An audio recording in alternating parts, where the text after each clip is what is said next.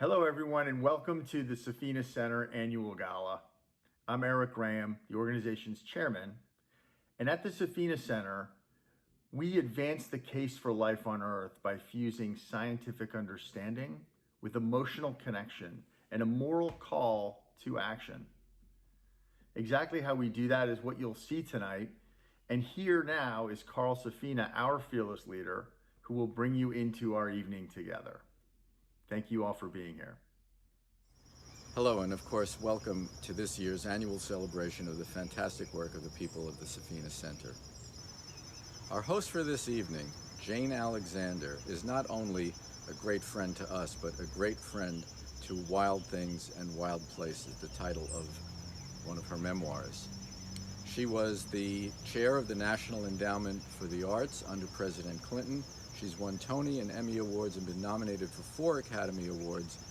Right before the pandemic shut Broadway down, she starred in a fantastic play that I got to see called Grand Horizons. She was recently profiled in a wonderful article in the Washington Post about her long and storied career. Jane is the namesake of the Global Wildlife Ambassador Award.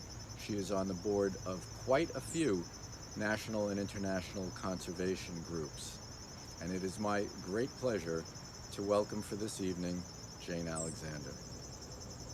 Hi, I'm Jane Alexander, your host for this year's annual Safina Center celebration. Welcome. There's a lot to celebrate. This year, our theme, Emergence, reflects our mutual experience and hope for coming out of our COVID-induced hibernation to have a fresh look at a changing world. It's been another difficult year trying to figure out how to deal with unprecedented circumstances. But things have eased a bit. Thanks to your support, the Safina Center has continued to thrive as the leading organization at the crucial intersection of scientific understanding, emotional connection, and a moral call to action. The Safina Center is a modest-sized organization that achieves amazing impact through major books, films, award-winning art, and pioneering work in getting diverse people out into nature. Tonight, you'll get to hear about the Center's fellows. They're working from the Arctic to the tropics, on land and on sea. You'll hear about art, about science, about books published, and about new work underway. You'll hear some great music too. And you'll hear from me again too. I'll see you later. Conservation is mostly about wild things and wild places, but it's also about people. Indigenous people who have been the keepers of those wild places, urban people who are the users of the things that come from those wild places, and other urban people who unfortunately are the recipients of the toxic aspects of the byproducts of our industrial society that pollute air and water, land, bodies. So really conservation is about justice. Justice for everything and everyone. I was recently invited to a gathering of the CEOs of some of the biggest environmental groups in the world. They were talking about strategies, they were talking about what wasn't working and what was working and what could work. I felt like a small fish in a big pond for a while until one of the CEOs of one of the biggest groups said to me, of course, none of what we do can work unless we change values, and changing values is what you do. And that made me realize in a very affirming way that the work of the Safina Center is foundational to all of conservation work because we change values.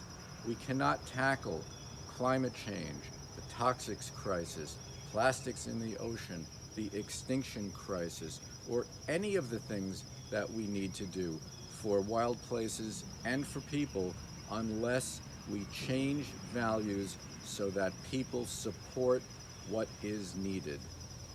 And they understand that losing the natural world and losing our health is the sacrifice, not being made to think that a few inconveniences might be the sacrifice and that we wouldn't want to sacrifice so that we can have a clean, livable, sustainable world that we are proud to see our children go into. So at the Safina Center, we change values That's the heart and soul of our work, as you will see tonight with our great fellows and the other people who will tell you about where they work, what they work on, and how we do it. Hello everybody, good to see you. I hope you have a great evening. Welcome to the Safina Center annual celebration. We're here today at the Safina Center office, located on Setauket land in Setauket, New York, on Long Island. And we're here to reflect a little bit about how this past year has shaped us and how we're finally emerging. Well, last year, everybody went down the COVID rabbit hole. But I think for a lot of people, there was a bit of a silver lining to that, and we sort of came out a different portal. I know for me, I was able to just spend a lot more time at home and paying attention to home, to our backyard, to the birds and animals around us. I spent a lot of time on my boat or down at the harbor.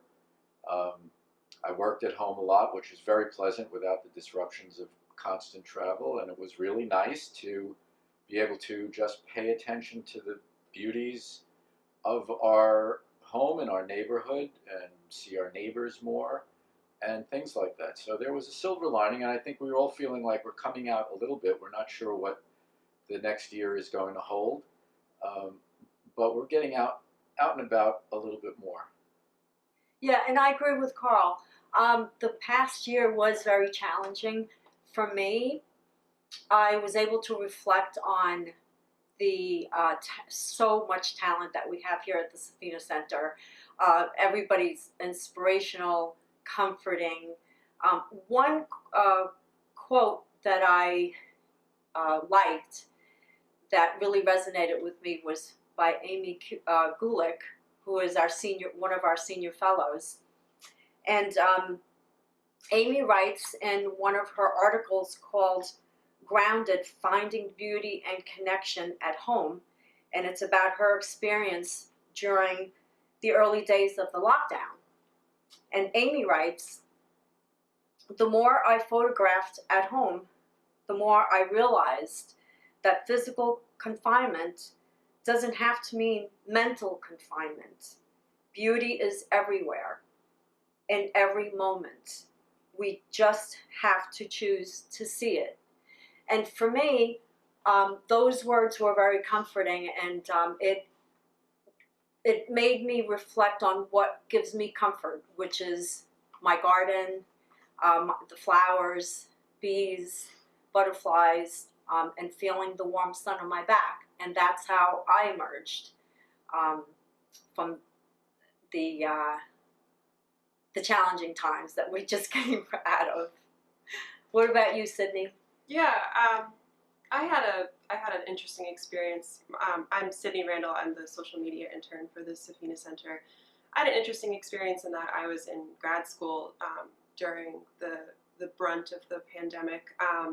And so that was great because I could focus on solutions in marine conservation and policy that really kept me focused and driven. But aside from that, I mean, I grew up in Maine. I spent all of my happiest moments were spent outside. So moving to Long Island, I really had to find those new spots. And in the height of the pandemic, I was just finding my peace going on walks along the beach, or even just setting up a camping chair outside of my apartment and, like Myra was saying, enjoying the bees and the butterflies. And those were the things that really helped me. And as you know, I'm Erica Serino. I'm the media and outreach manager of the Safina Center. And I weathered this second year of the pandemic by writing a book with my faithful companion by my side, my new street dog, Sabi, who is running around here somewhere, as she normally does. And, you know, working with these wonderful people kept me positive and looking forward rather than despairing in a moment that would have otherwise been completely overwhelming. And I'm really inspired by the values-changing work that we do. And dogs help. A lot. Always. Thank you all for joining us tonight. We're going to have a great celebration, and I hope that you stay with us for the entire thing.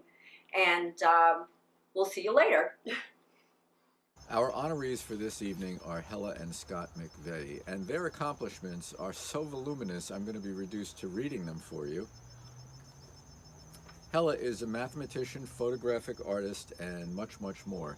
She worked for several years in the president's office of Princeton University. She was a founder of the Whole Earth Center, and she served with the Greenway Land Trust and with Planned Parenthood.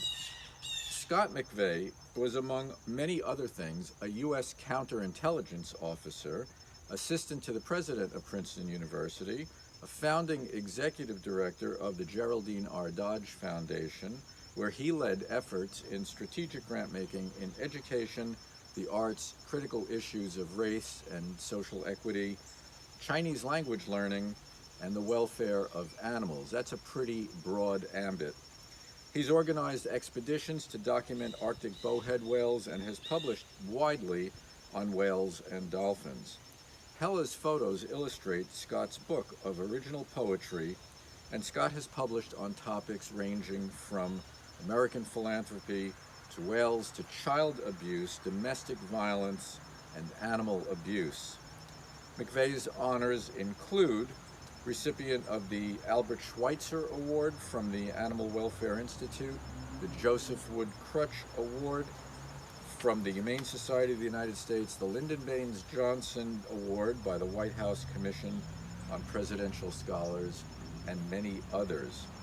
Hella and Scott together created the Greenway Meadows Poetry Trail in 2010, and they both, Hella and Scott both received the Nakashima Foundation for Peace Award in May of 2021, only the second time that award has been given. They have 2 daughters and 3 grandchildren. But the Safina Center is about changing values, and Scott and Hella did something that changed values about the way people viewed whales, that saved the whales from extinction. In the 1960s, whales were considered to be just floating fat, floating blubber, resources that were used for nothing important. They were just killed for things like making margarine. Yes, margarine was made largely from whale fat, hard to imagine. And then one of our former awardees, Roger Payne, had gotten a number of recordings of sounds in the ocean that were recorded by military people who were listening for Soviet submarines. These weird sounds turned out to be whales. Roger gave Scott hundreds of these whale recordings, and Scott cut them up into little segments that he could try to look at visually. And he and Hella started to go over them, and Hella, with her mathematician's mind, suddenly realized that there were patterns that repeated. And they looked at each other and they said, the whales are singing. The article about whales singing made the front cover of Science magazine. It was an epic-making discovery. An article about this in National Geographic included an audio disc that went to all 11 million subscribers of the magazine. That is the largest single audio recording ever in history. And right after that, and because of that, whales went from being seen as nothing but floating blubber to animals who have a stake in their own life, who have communication with each other, who interact as individuals, and who have culture. And following that discovery, within a few years, commercial whale hunting was basically banned around the world. Now that is a major values change, and so we at the Safina Center are honored and humbled to introduce tonight's honorees, Hella and Scott McVeigh. Thank you, Carl, for this wonderful book and the courage you had to put on the cover how animal cultures raise families, create beauty, and achieve peace. And thank you what you do for all the young people who, under your guidance, get also a chance to produce wonderful work. Now, I'm standing here in front of a painting which my dear husband gave to me after I had a life-changing experience when we were in Kalimantan with Tom Lovejoy Adrian Forsyth and Russ Mittermeier looking at biodiversity. I often find myself away from the group on the edge, looking at wildflowers, when suddenly from a tree, a orang came walking towards me and jumped right up to my arms, huddling on my hip like a child, and he's putting his big arms around me. Don't be afraid. Enjoy the hug. That's all I could think about.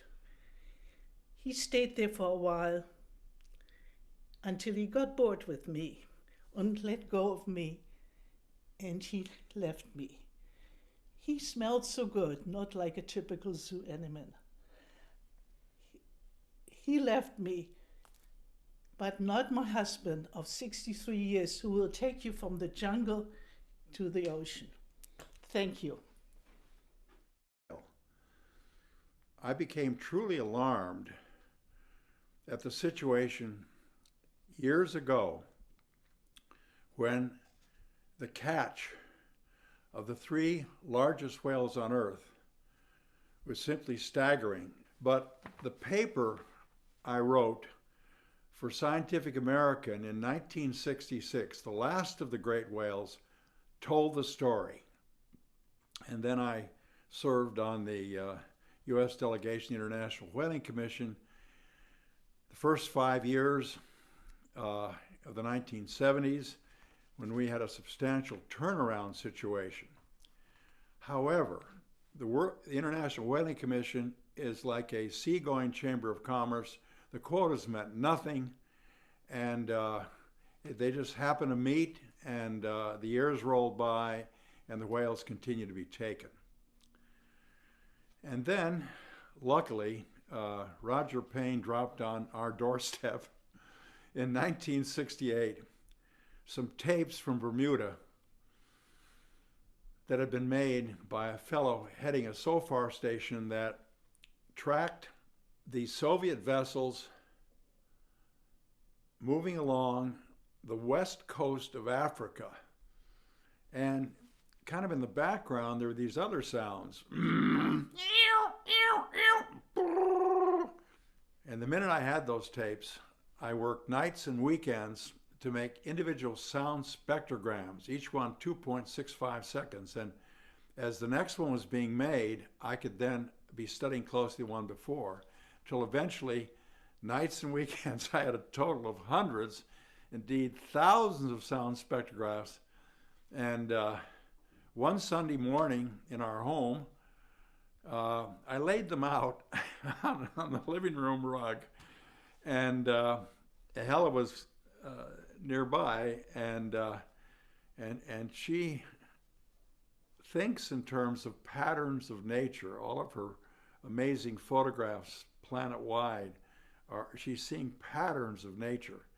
And so we're looking at this, and suddenly at one moment, we both looked at each other and we said, it repeats.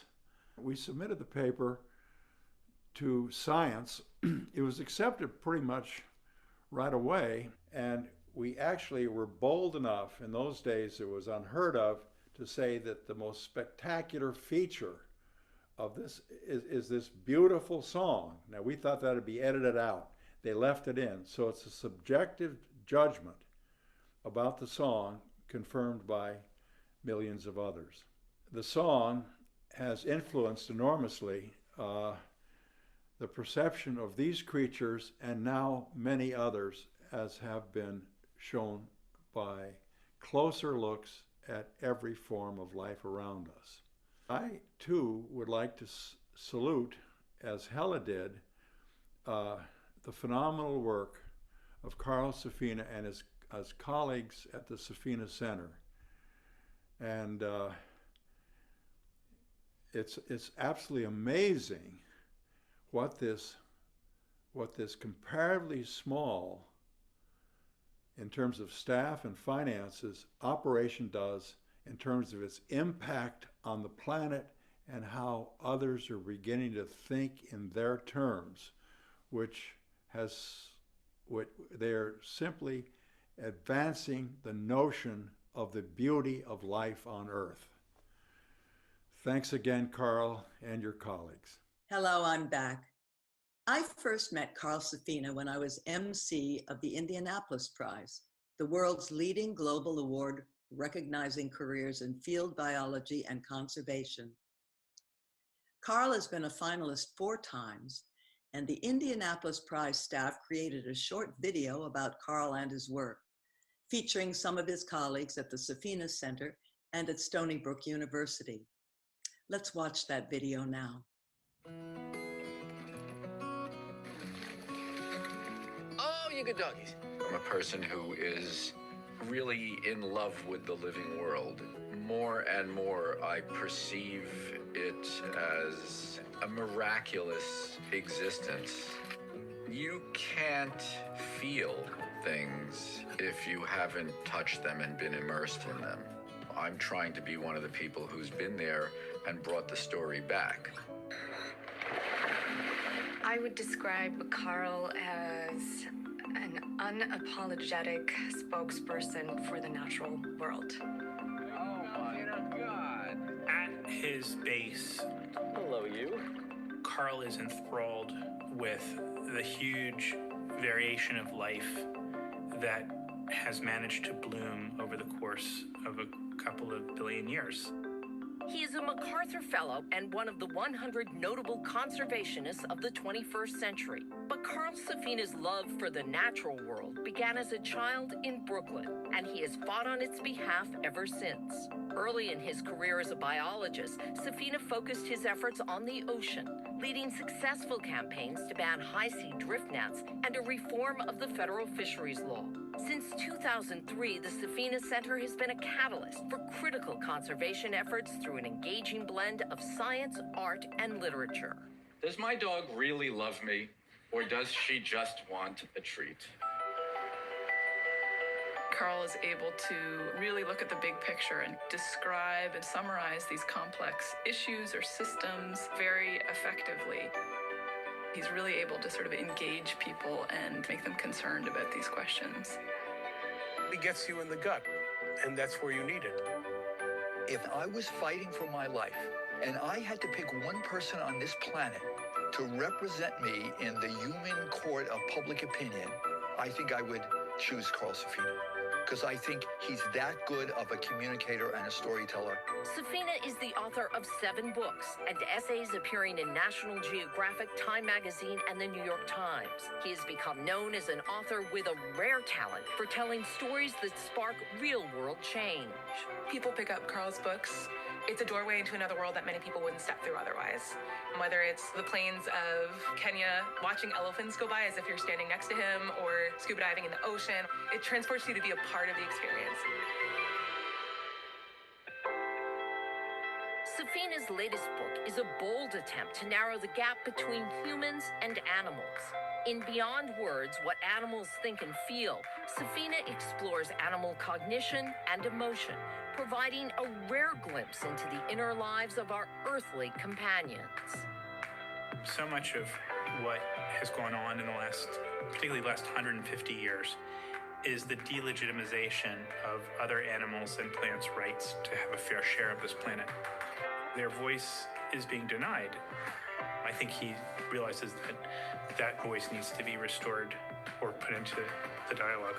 He's trying to get us to pay attention so that these species are still around 5 years, 10 years, 100 years from now. Not only do elephants know that there are humans, they know that there are different kinds of humans and that some are okay and some are dangerous. I'm trying to show more than ever that other creatures have valid existences, that they value their lives, but we have to want to let them live. They can't exist if we don't value them. The main thing that we have to do right now is to create a values change that is almost spiritual, that is deeply about the idea that we want to exist with life on this living planet. Hi, Paul Winter here. My colleagues and I want to salute the Safina Center for inspiring us to explore new ways that music can awaken spirit and build community in these challenging times. 1, 2, 3.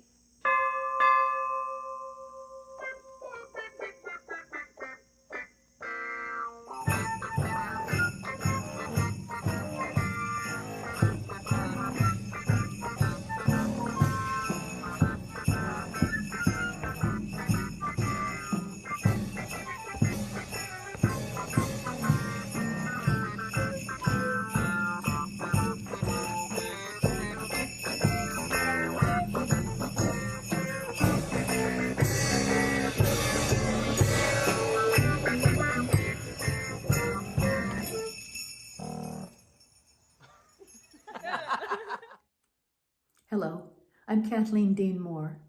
To me, working with the Safina Center has never been more essential than at this hinge point in history where we still have a chance, maybe a last chance, to save the living animals on this planet. To this work, the Safina Center brings all the power of the human spirit, not just to know, but to care, to celebrate, to grieve, to stand strong for all we love too much to lose. Hi everyone, Erica here again. I'm here to introduce you to the 2021 Safina Center Fellows. Our fellowship program is designed to accelerate the creation of exceptional, transformative work and supports a small group of hand-selected thought leaders who will help guide us toward world-changing solutions to environmental crises. You're about to meet a few of them today.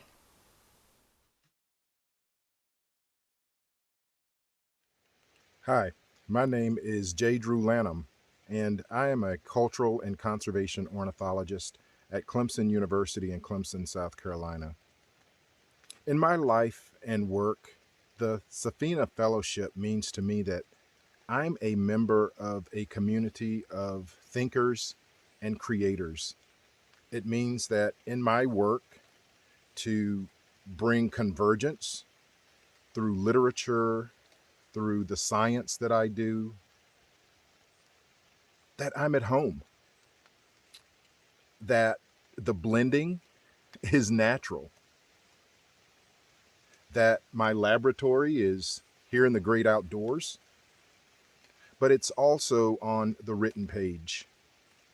It means that my poetry, that my passion, that all of that comes into play as a Safina Center Fellow. And so I'm happy to be a part of this wonderful river braided thing, this convergence that allows me to be me, a Safina Center Fellow.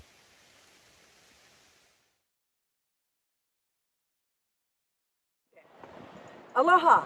In my life and work, the Safina Center Fellowship means everything. I'm standing here at Kilauea Point National Wildlife Refuge, over here behind me. This is the home to many native seabirds here in Hawaii, including the magnificent Lacen Albatross.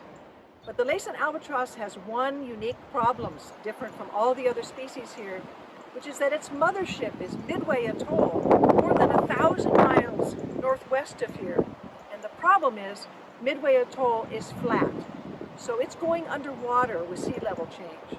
And even before that, even before the sea level submerges it, there's storm surge.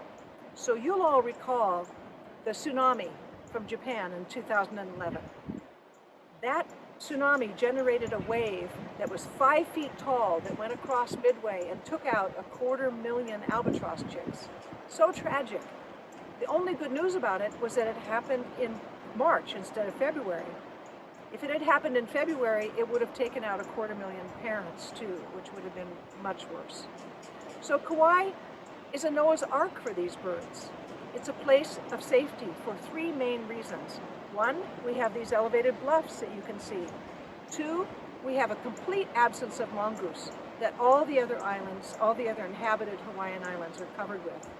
And three, we have people who care. Nobody personifies people who care more than the Safina Center. I tell you, their support means everything for this to happen. As founder of the Kauai Albatross Network, I consider it my work to connect with the private landowners on 11 miles of coastline on either side of this refuge, where albatross nest, so they can keep them safe, so the population of albatross can grow, and so every chick that fledges from here has the opportunity to return home, and maybe to bring more friends with them to create a new home as Midway gets less safe. Thank you so much. Come see me. Bye.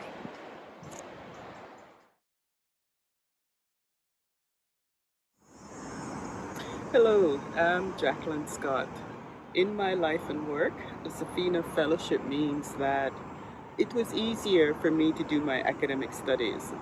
I'm a PhD candidate, and my research is at the intersection of race, place, and nature. In other words, I'm looking at how do you make outdoor recreation and the broader environmental fields more welcoming for Black people. The research is topical as more Black and other people of color are exploring nature, things like hiking, camping, and skiing. All of these, of course, on Indigenous land. They were pushed to do so by the coronavirus lockdown. Being outside in nature was the only safe thing to do. Black people face a lot of barriers in accessing nature, from bird watching like Christian Cooper, or jogging like Ahmaud Arbery. Nature is not always a safe place for us. The Safina Fellowship paid for my school fees, food, and rent. It meant that I could concentrate on my studies as the basics were covered. I'm grateful for receiving the fellowship.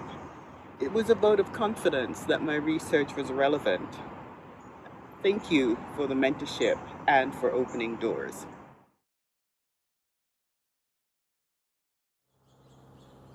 In my life and work, the Safina Center Fellowship means everything. Professionally, I'm a photographer and a writer, and I help people understand why nature is important to humanity and all living beings on Earth. I'm the author and photographer of 2 books, The Salmon Way and Salmon in the Trees.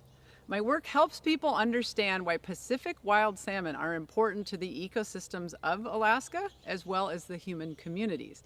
So in order for my work to make a difference, to influence decision makers, I have to be partnering with conservation organizations working to preserve salmon and their habitat in Alaska. What the fellowship allows me to do is to come to these organizations as, in effect, a prepaid employee. They love this. And together, we can go out and we can collaborate, and we go to places like Washington, D.C., the capital of the United States. We go to Juneau, the capital of the state of Alaska. And we go to many communities throughout the state of Alaska, helping to educate people and explain to them why salmon matter. Personally, the Safina Center Fellowship, it gives me a big dose of self-confidence. Confidence to know that someone thinks that my work is important, and they've said, hey, go out, just continue to do your work. And that's very meaningful, because what it says to me is that what I'm doing is worthwhile and worth pursuing. So I'm very grateful for the opportunity to get out there and do my work and make a difference for all life on Earth. Thank you very much. In my life and my work, the Safina Center Fellowship represents the North Star. The Safina Center was the first institution to recognize the potential of the social impact of our newly created project, The Adventures of Pili. Looking back, it has allowed me to focus on writing new children's books, and to us, as a project, to donate thousands of books to kids in remote communities as far as the Amazonia and the Orinoco.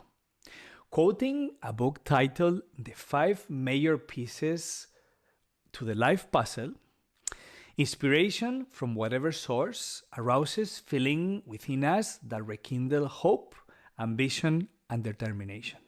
It is a momentary whisper of encouragement and reassurance that causes us to become aware of our potential. The Safina Center has been a constant whisper, a guiding star that has allowed me to become consistent.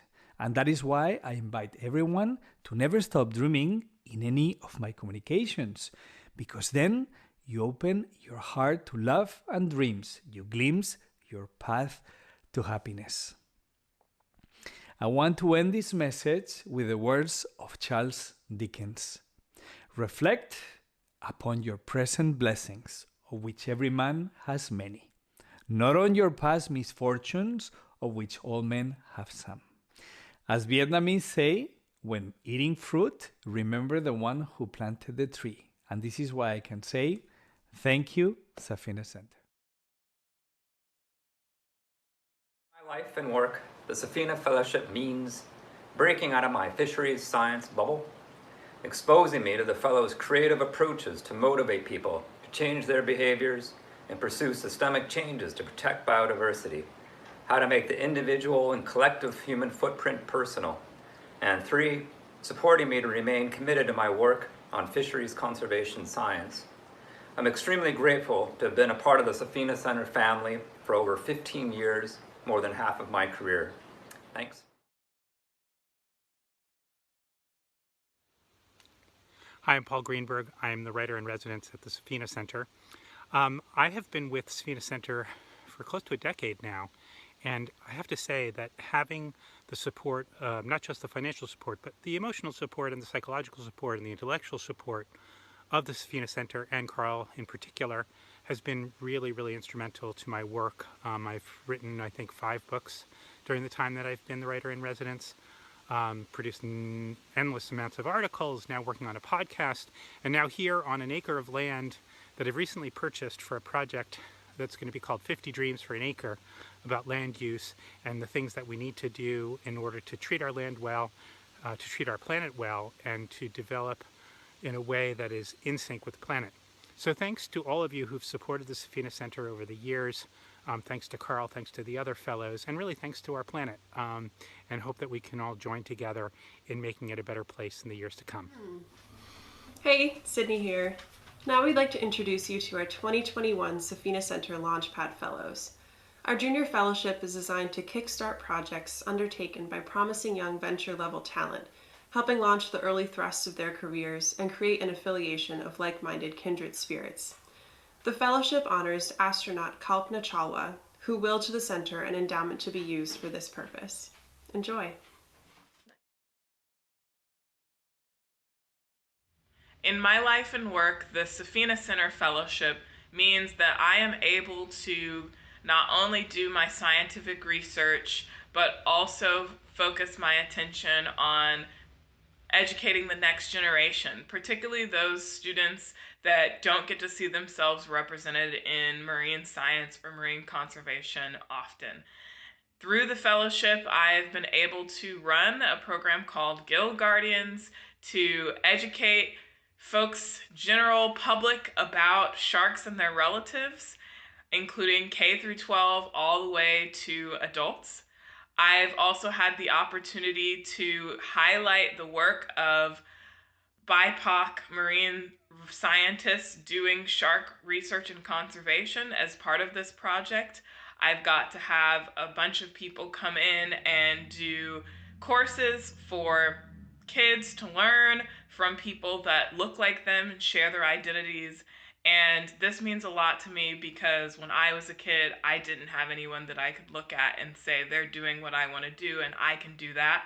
And I believe that representation matters, and it's really important to me to do this work, but it also is very time consuming, and it's a lot to do when you don't have that financial support or stability. So I'm very thankful to the Safina Center for giving me this opportunity to pursue something that's really important to me and is one of my major passions. In my life and work, the Safina Center means a lot to me.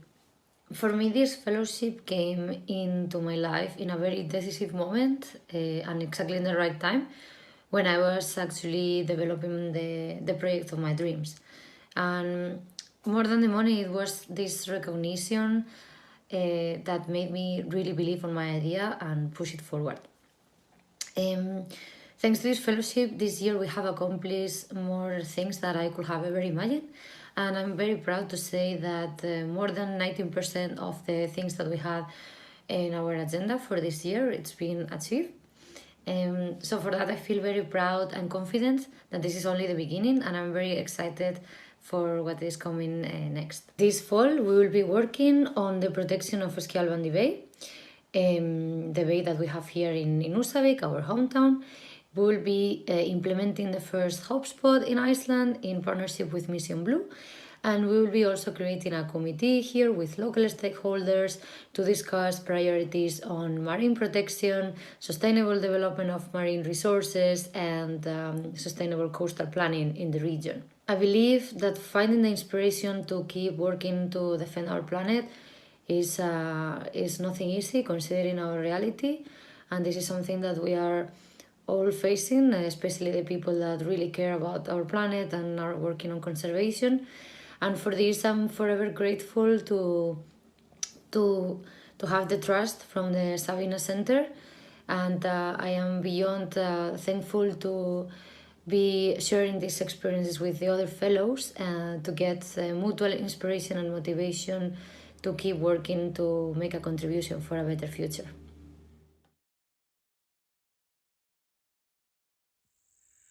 In my life and work, the Safina Fellowship means that I don't have to choose between conducting my master's research or doing public outreach. The fellowship allowed me to do both of these things, both of which I really enjoy.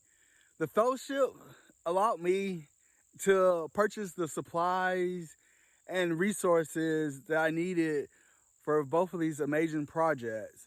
As a fellow, I was able to be a representation to the younger generation of what a Black scientist looks like, a representation that I didn't have growing up. And lastly, the fellowship, it allowed me to be 100% unapologetic me, the me that loves to be outside, the me that loves working and helping with people. The Safina Fellowship means a lot to me.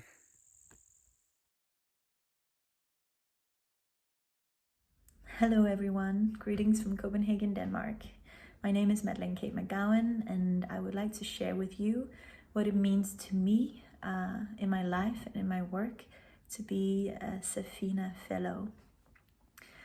In the past years, I have dedicated my creative artistic practice to research how the art space can be a new kind of care work in a time of catastrophe, of a biodiversity crisis and a climate crisis. Doing this work, sometimes I can feel alone. In the past years, there has of course been a collective uprising, but still to be a part of a community that's international and having the chance to meet with you, even though it was online, has been a great, great pleasure and privilege. So I want to thank all of you. And I think the best way to share what it means is also to give you an insight into just a snippet of what I've been doing as a part of the Safina Fellowship. One of the projects that I'm working on is a video installation that creates sensitivity to breath, expression, and our relationship with air. And as a part of this, I created a little sketch for you to enjoy with a sound song piece that was made for the video installation, where here in Denmark I've been traveling around the country, meeting people from all over, asking them about air and inviting them to sing. So it's becoming a joint canon between a lot of different people.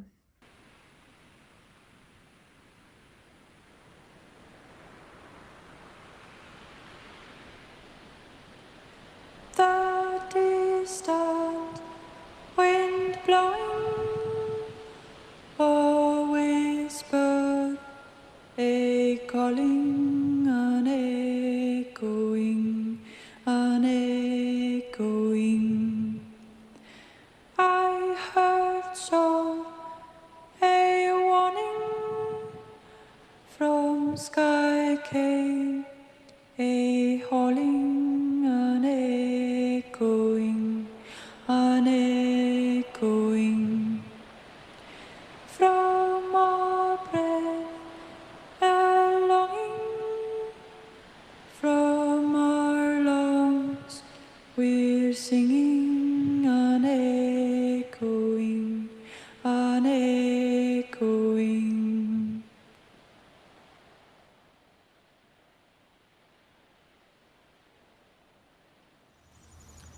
David Rothenberg is a completely unique, one-of-a-kind guy who contains multitudes.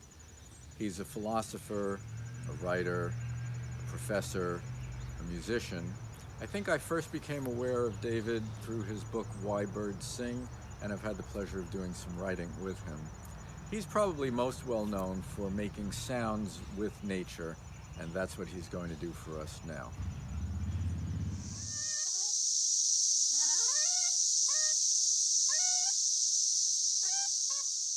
I like to make music with 17-year cicadas. You can never have too many cicadas. Well, almost never. Playing along with these guys is like joining into a fantastic drone with millions of singers. When they're out, these cicadas are easy to find. Only problem is, they don't come out very often. Only once every 17 years. But each year they come out somewhere. There are 15 broods of periodical cicadas, something that happens only in the eastern United States. In 2016, I heard the cicadas would be coming out in Ohio. So I picked up my friends Matt and Lucia, and we headed west.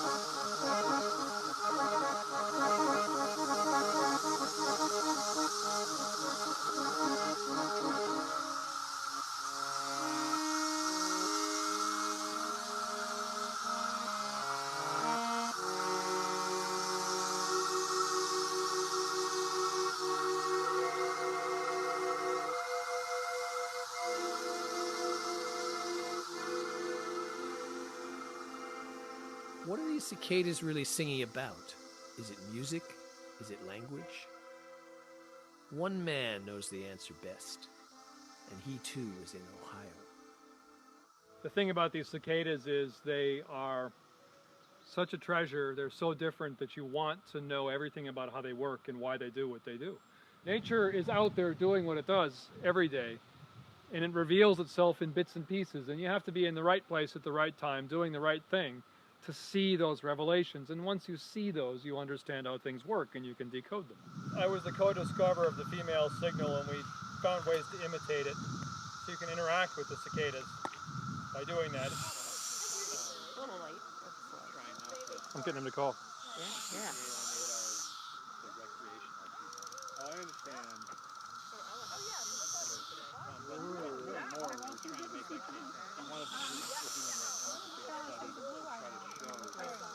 The history of these through their genetics. You got to answer.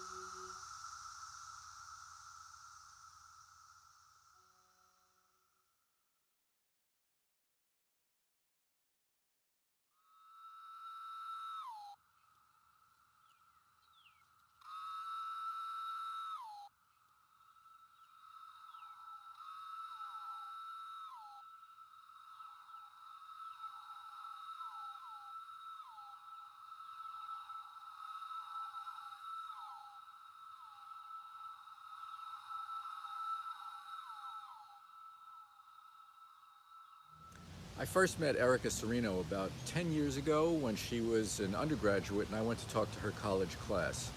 That started a conversation.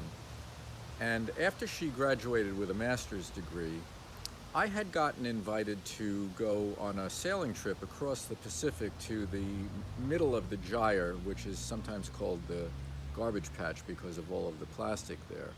I couldn't go, I had a conflict, and I said, I know this really talented young woman who I think would be perfect for this trip. So Erica went on that sailing trip, and that ignited a journey that took several years and culminated in Erica's first book, which is called Thicker Than Water. And Erica's going to do a reading for us now. By the power of invention, the art of navigation, and the tenacity of spirit, humans have sailed the 7 seas and have sent high-tech equipment and even people in pressurized deep-sea submersibles to the lowest point on the planet. Collectively, our almost 8 billion sets of human eyes have seen just 20% of the oceans. But just because not much microplastic is visible at sea doesn't mean there's not much there. Microplastic is most certainly present at sea, at all times, and at a staggeringly high count of at least 51 trillion pieces throughout the world's oceans, according to United Nations estimates. That's a count 500 times greater than the number of stars in the Milky Way galaxy, the colossal cosmic neighborhood Earth calls home. Glad to be with you all tonight. I too have been passionate about wild things and wild places since I was a very little girl. In fact, a baby under 2 years old.